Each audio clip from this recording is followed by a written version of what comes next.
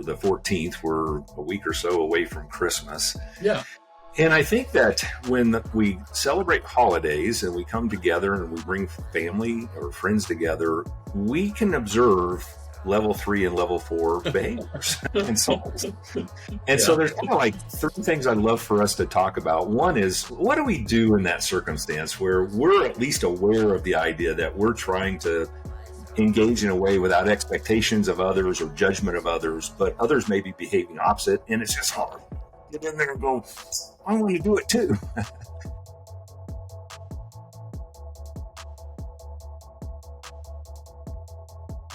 I want to treat them as those values being their actual identity. This is the great key in level 4 promotion in the world, is don't respond to other people emotionally in your thoughts out of your level 3 about their level 3. See them as their level 4 values, therefore their soul that they may not see. Treat them accordingly. And just like a parent with a child, you will encourage them to become that.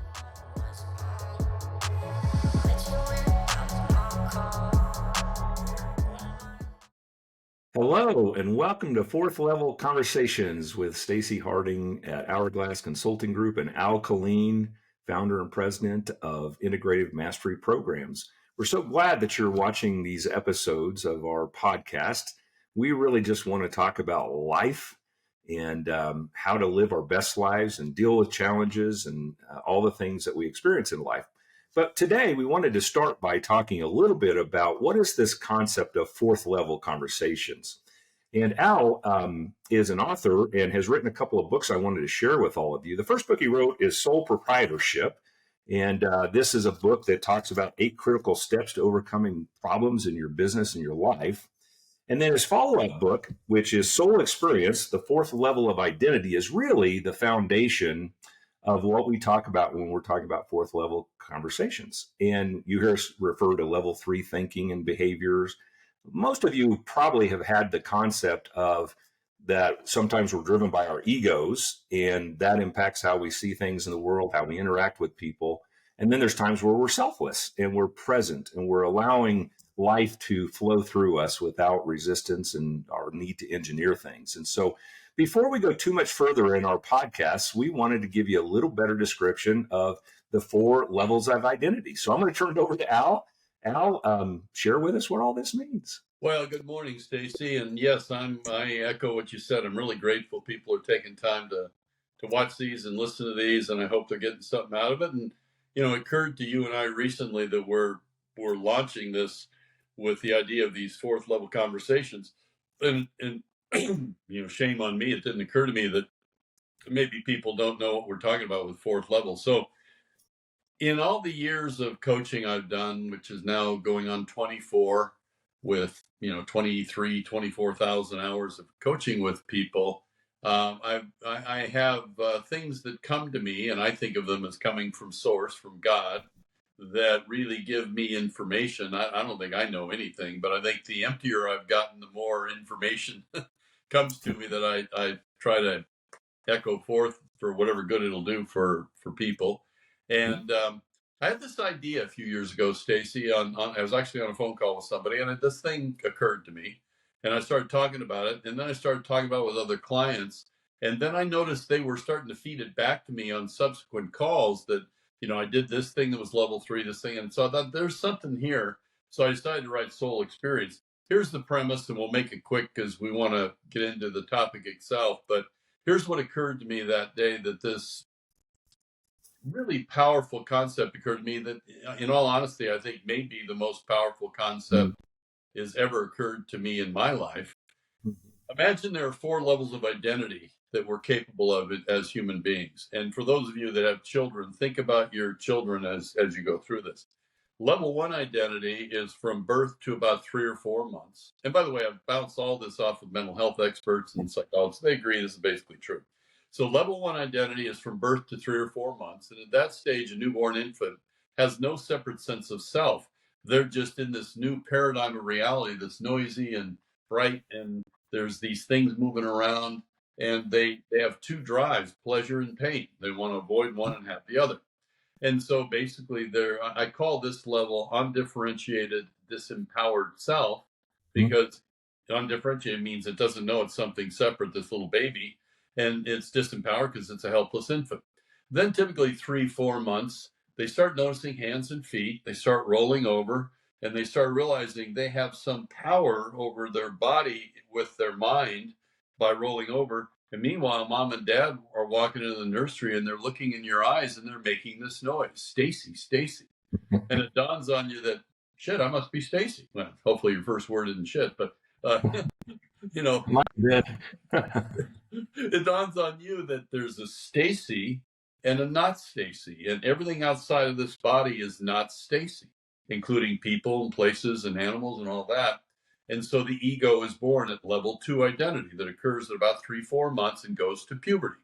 Now, in this phase, think of your children from 4 months to puberty, and I call it the compliant ego-based stage, because in this stage, as young Stacey, you want to know how to get more pleasure, less pain. And now you have a little more knowledge, a little more information to do so. So you become compliant to the institutions of authority in your life, mom, dad, parents, teachers, cops, cartoons, Walt Disney, ministers, whatever the influencers are. And you begin to learn what the rules of life are to get along with other people and to have the invitation for more pleasant and pleasurable experiences rather than painful experiences. This is generally when children are, frankly, most enjoyable. And then we go into, at puberty, we have this new force that enters into us. This is typically 11, 12, 13 years old for people. We have this new force that enters into us of the sex drive. And with that, it introduces a disruptive force. At this phase, we now have this new sense of desire, of yearning to have intimacy, physical intimacy, and we're attracted to other people. Typically the opposite sex, but not always. And so what happens here is we go into level 3 identity from puberty to death, unless you awaken your level 4. And in this phase, what happens? Well, now your motivation in life changes. This becomes a stage that I call non-compliant ego-based self, because at level 3, our ego now decides, I want to know who I am outside of who mom and dad are telling me that I should be. I want to know what I think is true. And you know what? This is nature's way of having the pear get prepared to drop away from the tree and be able to have its own life. So it's appropriate. It's uncomfortable as a parent, but it's appropriate. And so in this stage, in level 3 identity, 2 big things happen. You begin to live your life outside the in a very dramatic way. Think back to middle school, junior high school, and think about how you were at 14 and you spend 2 hours in front of a mirror with that imaginary pimple. You're busy trying to make yourself acceptable and attractive to your peer group, and especially your sexually attracted opposites. And as a result of this, you begin to develop this Wizard of Oz pretense about who you want the world to think Stacey is versus who Stacey is inside, out of a desperation to be received, to be attractive, and ultimately to be able to get involved with somebody else in terms of sexual activity when you get married or beyond, or before, whatever. And so in this phase, we have this outside to in thing that begins to enter. We begin to live our lives based upon the impression we're creating in the world that we think others have of us, and that we're trying to sculpt and script with the way we look and the way we act and what we say, that creates a severance of our authentic inner self from the Wizard of Oz presentation we're giving to the world. That's the first thing that happens. The second thing that happens is, because of this sex drive, we now have a tendency to want to explore and experiment to see what I think is true. What's my personal moral code outside of what mom and dad think it should be? And it often involves doing things mom and dad wouldn't agree with, the minister wouldn't agree with, Walt Disney would agree with. So we sneak into that bathroom and have that secret cigarette when we're 14. We drink alcohol before they want us to. We smoke cigarettes. We maybe try drugs. We maybe try sex prematurely. We try things that we know would be disapproved of by those institutions of authority. This creates guilt. This creates shame. And yet we can't help it. It's a force within us. And if we deny it and override it with a moral tape that, no, that wouldn't be right, it creates other problems of frustration. And so the second thing besides outside the in that happens at level 3 is we begin to build this trunk of evidence over in the corner against ourselves. And every time, Stacey, you and I do something that we feel secret guilt or shame over, we put a rock in that trunk of evidence. Mhm. Well, this stage is critical for adolescents, teenagers, and even into the 20s. These days, I see it into the 30s. But you reach a point where you get tired of living a life of artifice, of presentation, of what you want other people to see. And so for people that stay at level 3, which sadly, in my opinion, is 98% of people, life becomes a bell curve of happiness and fulfillment. Mhm. It builds up, you get to middle age, you get to 40, and you start to wonder, is that all there is? Is it just more of the same? I'll get more money, I'll have more sex, I'll eat more food, I'll take more trips, so on, right? Fortunately, and by the way, this happens all the way to the end of your life if you don't awaken your level 4. My mom died at 76, the same insecure 14-year-old she was in 1934, right? And we all see it often with our parents. They just sort of play it out. Fortunately, there's the level 4 identity, which is, so just a quick review. Level 1, undifferentiated, disempowered self. Level 2, compliant, ego-based self. Level 3, teen to death unless you awaken 4, non-compliant, ego-based self. Level 4 is undifferentiated, empowered, values-based self. And what this one's about is on your deathbed and on my deathbed, you're going to do a life review to see whether it mattered that Stacey Harding was here and whether it mattered that Al Colleen was here. And then the artifice of what other people think drops away because it won't even, in a few minutes, it won't matter what they thought. What you'll be looking at is what values did I give other people the experience of in my character and in my life and in my habits and activities. So we begin to recognize that our life had value based upon the values that we personified and had others experience and we gave to ourselves and the impact and contribution we made to other people. This is what Christ was talking about. This is what Buddha was talking about, Krishna. All of the holy ones were talking about being level 4. I personally believe it's what's meant by being born again. Because what you become at this level is you now decide, because level 4, you realize I have an option of identities. I can be my level 3 that I'm used to, my ego self and all the karma and all the, as you sow, you'll reap pain that comes from that, all the consequences. Or I can be my level 4 self and really trust life and trust God by operating in alignment with what I believe is the language of God in human experience, which are values, and particularly love.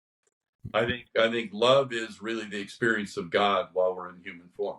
So when we say we're having level 4, and by the way, the others go for their time frames. I believe level 4, when it's awakened, and I typically see it in the 30s and 40s and 50s with people. I've seen it in 18-year-olds. When it's awakened and you begin to live mindfully and consciously as an expression of your level 4 identity, I think that's when level 4 is born. I think it goes beyond death because I think it's your soul identity.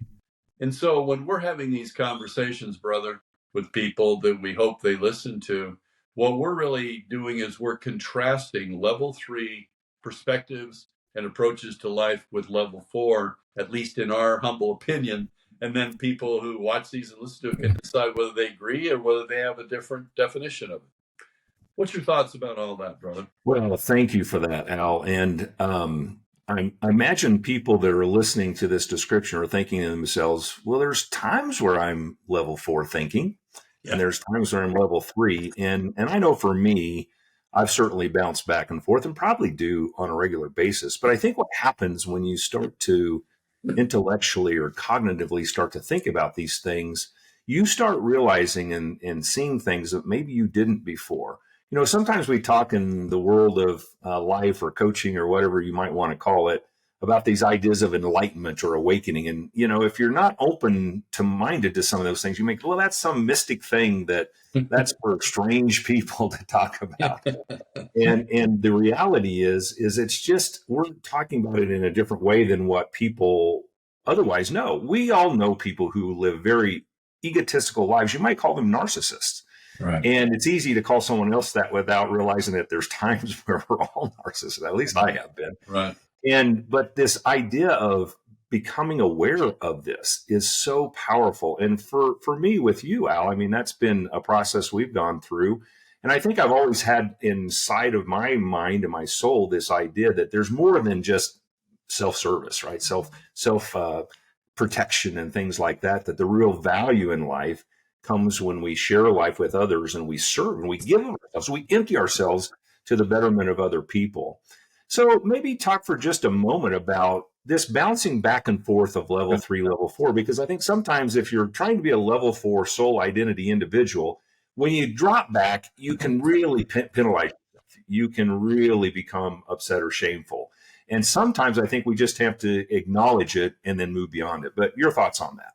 Oh, that's a beautiful setup. Well, as you're saying it, what occurs to me is I actually have a chapter in the book on the oscillation between level 3, level 4, because I think it's in itself how you see the oscillation reveals whether you're in a level 3 or level 4 state at the moment.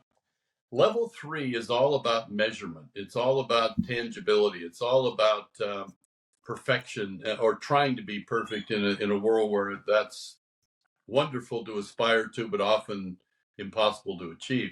So with level 3 thinking about the oscillation between ego to values, level 3 to level 4, judgment comes in and we start to feel disappointed in ourselves. Because now that I know level 4 exists, why don't I just act that way all the time? And our level 3 ego uses it to further add a rock in the trunk of evidence about, see, you may know about this intellectually, but you aren't it, or you would never go back down to 3 after you've been to 4. Level 4 would look at it in the opposite way. Level 4 would look at it that, this is the curriculum of being a human being, Stacey. We're in a big university here to learn how to become more of our soul identity and less of the illusion of our ego identity, which comes and goes with these bodies that come and go pretty quickly, right? Might be 83 years, might be 22 years. You don't know. I've got a lot of people who have come and gone in my life, and you have too, and we will be as well at some point. So this oscillation is actually part of the perfection of the design, because in noticing the contrast of the two states within you, it tends to, over time, I think of it almost like a balance where we start out and this is our level 3 and we aren't even aware of level 4. Level 4 awakens, level 3 is still in control. And as we bounce back and forth over and over, and we notice the consequence of each state of consciousness and each state of identity, level 4 grows, level 3 shrinks. And so it's not one and done now that you know about it intellectually. You got to experience the ravages of the karma of level 3 ego identity. Look at your life. Look at my life. My biggest moments of pain and shame have been when I was caught by the illusion of control and the illusion of narcissistic desire for adulation and self-worth out of my ego. My very most fulfilling moments of life are moments like this when I get to be, it's really been my joy, and you and I were talking about this before the podcast. One of my joys of getting to know you, Stacey, is I want to apologize to you in front of everybody on this podcast. Because my petty level 3 mind, before I got to know Stacey at the level you've honored me with getting to know you, my petty level 3 had a story about you that you were too successful, too good looking, made too much money, knew too many people, and had too many people admire you not to be an asshole. I figured this guy must be, and I realize now that's what I do with people that I feel kind of have it all figured out. That's my level 3, being jealous of what I think of other people in terms of what they've done. And then I get to know you, Stacey. And then you come through the IMP process. You are now being a coach. You're going to impact thousands of lives in wonderful ways. And you've given me the gift to realize 2 things. One, what a truly level 4 person you are, and what an honor it is to have you come to recognize that and begin to pursue a life built around that. And how I basically have learned one more lesson in the University of Life about the ravages of my petty level 3 by ever having judged you. It had nothing really ultimately to say about you. It had everything to say about my own level 3 lack of self-worth at a deep level, at my ego level, which is the source of my suffering. Well, thank you, my friend. You and I are very like-minded, and our souls are very much aligned. So what I was thinking about, Al, that might be helpful to people, today is December the 14th. We're a week or so away from Christmas. Yeah. And I think that when we celebrate holidays and we come together and we bring family or friends together, we can observe level 3 and level 4 behaviors and souls. And so Yeah. there's kind of like three things I'd love for us to talk about. One is, what do we do in that circumstance where we're at least aware of the idea that we're trying to engage in a way without expectations of others or judgment of others, but others may be behaving opposite, and it's just hard. Get in there and go, I want to do it too. So I'd love to talk about that. The second thing is, it occurred to me that, a lot of folks are leading other people. And what causes people to lead other people beyond just the need for a paycheck is inspiration and vision and level 4 leadership. And so I think about some of the difficulties that different industries have had with the economic changes this year and part of last year. How do we encourage leaders to not only talk at the 4th level or talk about service to their teammates and to their customers and so forth, but how do they deal with the fact that they won't always do it and that they fall backwards sometimes into level 3? And then if they do what I tried to do, masquerade it as though it didn't happen. I was still level 4. You just misunderstood. Yeah. Because it happens. We're human beings, and that's going to happen. So for leaders, I think we can talk about own it, be authentic, say, man, I did not live up to the principles and the values I, set to you. So I want to make that up to you, and I want to be more dedicated to those things. And then I think the final thing, if we have time, is just in relationships, particularly in marriages, and those types of tight relationships where, we really struggle when both partners are operating at level 3 and maybe at a lower level of level 3 often. And then I guess I want to encourage people who might be at least aware that they want to operate in that relationship at level 4, but maybe their spouse or significant other isn't aware of that, maybe isn't doing that. And God bless those of you where your marriages are always at level 4. Count your blessings, because it's rare, actually. So Al, I don't know where you want to start, but I threw some subjects out. Wow, there's a lot of we could spend the rest of the day on those. Those are rich topics. So the first one, as I recall, is what to do with close family and personal relationships over the holidays when you observe level 3 behavior. Was that the first topic?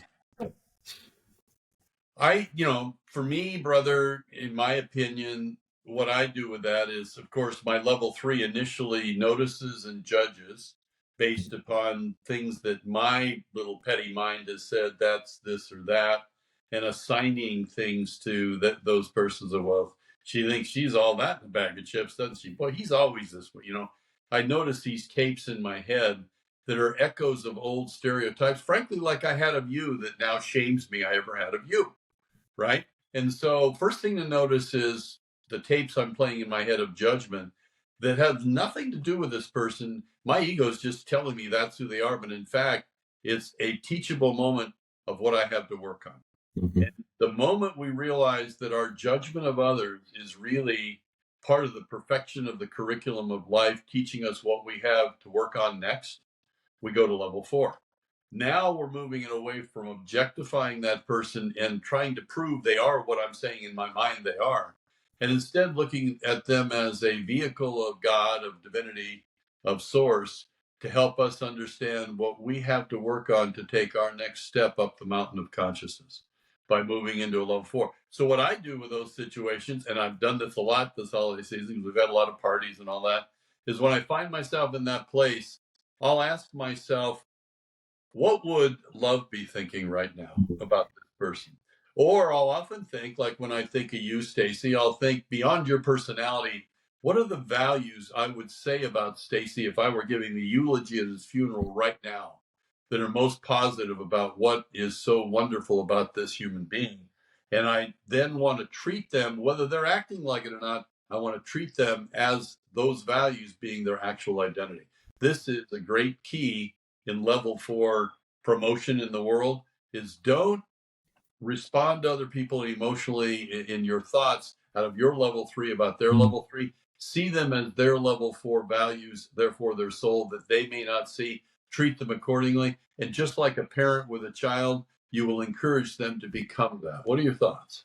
Well, thanks for that. I think the reality, you probably just answered the last one as well, but perfect. And I think that as we go into these holidays, maybe there's a phrase we could think of if we observe level 3 behavior and we're trying to operate at level 4, see people in their level 4 values and what their worth is. I mean, they're worth more than anything in the whole world. But maybe just remember this: a fuel cannot keep burning without fire or without fuel. A fire cannot keep burning without fuel. I didn't say that right. But you don't have to engage in, the conflict. You can just accept the person and understand that is probably not going to lead to anything other than you trying to prove yourself right. But what damage to the relationship happens. I've done it so much in my life, so I'm speaking from experience. So this idea of leaders, Al, and obviously there are people that are probably wondering, how do they get people focused on engagement for 2024 and how they get fired up from a position of passion and principled leadership when they know that from time to time their organization or themselves as leaders are going to fall back into level 3. Maybe some comments on that. Well, I think it's helpful for me, Stacey, to think about the difference between level 3 and level 4 leaders. Level 3 leaders, it's funny, I did this once. If you Google leadership, what you come up with, it takes you to a lot of management sites. So the first thing I like to put on the table is, in my opinion, there are 3 critical skills we have to have in life: leadership, management, and coaching. And they're all 3 different. And they all serve a purpose, like 3 legs of a stool. And we have to do it for ourselves as much as for other people. And what are they? Really, leadership is the ability to generate and articulate an inspirational future that others see their future in, unlimited by the past. It awakens inspiration. It puts them in spirit. It awakens passion. It moves people beyond their intrinsic level 3 tendency to want to just be warm, safe, and dry and be comfortable, not take chances, not get hurt. But you think about the Marines that are able to leave the trench and go out there and dive on the grenade to save their lives. Buddies, they don't want to die, but they're living for something at that moment higher than their own life. So leadership is Winston Churchill in World War II turning the British public around and seeing that we're going to never quit and we're going to win this war. That did. It was a major element. Leadership is about awakening in people something beyond the illusion of their control out of their ego. And you do that through inspiration, and you do that in a way of inspiring them to something bigger than their ego story about themselves. And for leaders who oscillate like all human beings, the secret there is they must create a level 4 culture. The most effective, successful enterprises out there are going to be places that inspire people so much that a dream gets created, a vision gets created that they pursue even beyond your life. Look at Steve Jobs and Apple. Now, personally, Steve Jobs is reputed to have been kind of a jerk in a lot of ways. But man, the guy could articulate what we're going to do is so big, it's going to change the world. He died years ago, but his mission goes forth with people still fervent zealots in Apple stores, right? So level 4 leadership doesn't have to be perfect and always being level 4. It has to see the wisdom of creating an environment, a culture that encourages everybody in the culture to become level 4. And this doesn't happen by chance. It's training. It's what you and I do with companies when they come and talk to us, and even families. It even isn't always just commercial. It can be in your family. But when you have an environment like that, then when you forget and you become your level 3 egocentric leader, you have a culture around you to remind you of the option and the higher path of being level 4. What do you think? Yeah, I think one of the things I experienced in the commercial world for nearly 40 years is that I think most leaders and CEOs understand that culture is important. But I think sometimes organizations and leaders think, well, I've done that. I've built the mission statement. I've got the purpose. I've got the vision statement. I've got our core values. It's done. And maybe they think that everybody embraces it forevermore. And I just don't think that's true. I think culture has to be reemphasized and talked about and embedded in the hearts and minds of the people that are working in that organization with a common purpose, which is what you've described. And so I think this might be the time of year where if you're a leader, you might want to go back and readdress, how do you think your culture is being lived out in the organization? What would people below you say about your culture? Could they restate your mission statement and your values and your purpose and all those things? I found that even good organizations that are doing that on a regular basis, that sometimes people struggle with that. But when they're renewed, with that vision, their hearts get passionate again, and they don't have to have behavioral management. They've got commitments based on the vision of what they're trying to accomplish. Yeah. So Al, I know you wouldn't do this, but I wanted to share with people, if you really are intrigued by this idea of level 3 and level 4, Soul Experience by Al Colleen. If you don't know how to get it, you can get it on Amazon. You can get us, and we'll get it to you. We're not sharing this with you to sell books, I promise you.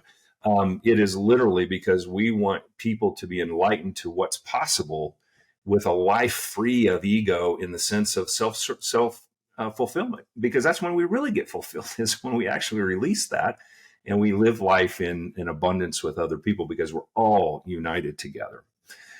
Let's see, what else? Oh, one other thing I might mention to leaders and so forth, and this is some of the work that Al and I do, is that in our programs, we really work on this concept of a personal life vision. And Al has been kind of the creator of this process. And I can tell you that for both of us, it is the filter of how we wake up every day and try to behave, try to interact with people. And most importantly, when it's important, is when level 3 is all around us, or we're ourselves, battling against the thoughts of level 3, we can come back to that and say, that's what I believe my purpose and my soul is supposed to be like in this world. So I'd encourage you to talk with us about that sometime. Al, we're at the 30-minute mark. Is there anything you'd like to finish with? One last piece I'd throw out based on what you've just said, Stacey, which I think is really important, fundamental. A lot of what the work you and I do is based in very solid research out of MIT, Sloan Business School of MIT, Peter Senge, who's done decades worth of work around the idea of how do you create cultures, really, how do you create level 4 cultures without him calling it that? And what gets made as a mistake too often with leaders is they think they can impose it from outside of just saying inspirational things and putting up mission statements on the wall. What Senge discovered in his research as the director of the Sloan Business School at MIT is that you have to awaken it within each individual. Because what Stacey cares about is what Stacey cares about, what Al cares, right? And so what really effective level 4 leaders do is they have a process, and you and I provide this process to companies. They have a process to invite individual employees to create personal life visions, within which are their top 3 core values. And in doing that, they then take these personal life visions, think of people as almost little planets, and they all hook into a central sun of vision that they can apply their personal life vision in pursuit of. Now it's no longer the CEO's vision of what we want, make more money and do this, and all these flowery statements on the wall. Now it's my company, my personal vision tied to it through my personal life vision. So a PLV, or personal life vision, is incredibly important, not just for cultures and for business, but sometime when we have time, I'll tell you about some of the things that have happened in my life since I've begun practicing my personal life vision as my higher path, including how it had me stop alcohol after 30 years of doing too much of it, and how it saved my son's life when he was suicidal. It's really a powerful thing to have a personal life vision and have that be your inner light, folks. Because as things happen to you in this world, you are going to run into existential moments that are beyond your ego's ability to endure it. And when you have something you can go to, and in my case, my personal life vision is a world where all people realize their fullest potential, a world of extraordinary relationships and extraordinary accomplishments, and a world where integrity and honorable actions are courageously pursued and commonly experienced. When I remember that personal life vision, it is the answer book for any situation I'm facing in life of who I must be in this situation, to not necessarily have it turn out how I want, but have it turn out how God wants, as evidenced by me operating His values. What's your personal life vision, Stacey, and what have you noticed from having it? Yeah, I'll answer that first. I think having it just reminds me how I want to interact with people and with myself. And so my personal life vision is a world where people have unconditional positive regard and love for themselves and others, where hearts overflow with compassion, kindness, and generosity, and where enlightened minds change the world, bringing freedom to all. I'd like to live in a world like that, Al. And what's the impact been since you've awakened this PLV? What's a situation, as we close this out today, where you know that by the fact that you recalled that personalized vision and chose to operate as a personification of it Yeah. or an expression of it rather than your level 3 ego, it changed the outcome.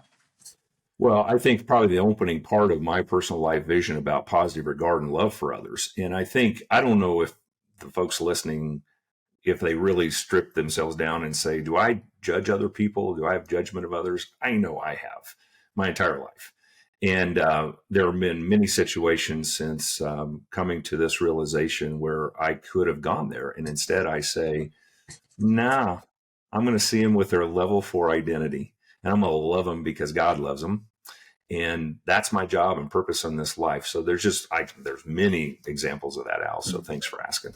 Well, frankly, I think you doing this work is a gift to humanity, and I think it's out of your level 4, Stacey. Look, you're a guy that's been ridiculously successful in mortgage lending. You're an icon in the industry. You could go get a job and get paid a big paycheck somewhere doing leadership. You've decided instead to take this path and to help other people, really to take the history of your um, learnings in life and what you've learned experientially and conceptually, and really now bring it to a way to help other people not have to make the mistakes you and I have made. I'm doing the same thing, and to really live a better life. So I think in many ways, one of the best impacts of your personalized vision is you've chosen to create Hourglass Consulting, and with it begin to serve the world as a direct expression of merging your productive, creative, and spiritual drives, which I believe is going to be the most fulfilling experience of not just your life, but the life of the lives of your clients, Stacey. Well, I sure hope that I'm able to live up to even remotely that concept and idea, because my life will be fulfilled and I'll get to the end of my days and look back and know it mattered. So we want to thank you all for joining us, and we hope that you're enjoying these podcasts. We'll be doing some additional things in the future where we've got some guests that will bring their experiences and wisdom to our podcast. And as we close up, I know Al will do this as well, but we want to wish you happy holidays and God bless you. We really value that you're spending time with us. Thanks so much. Thank you.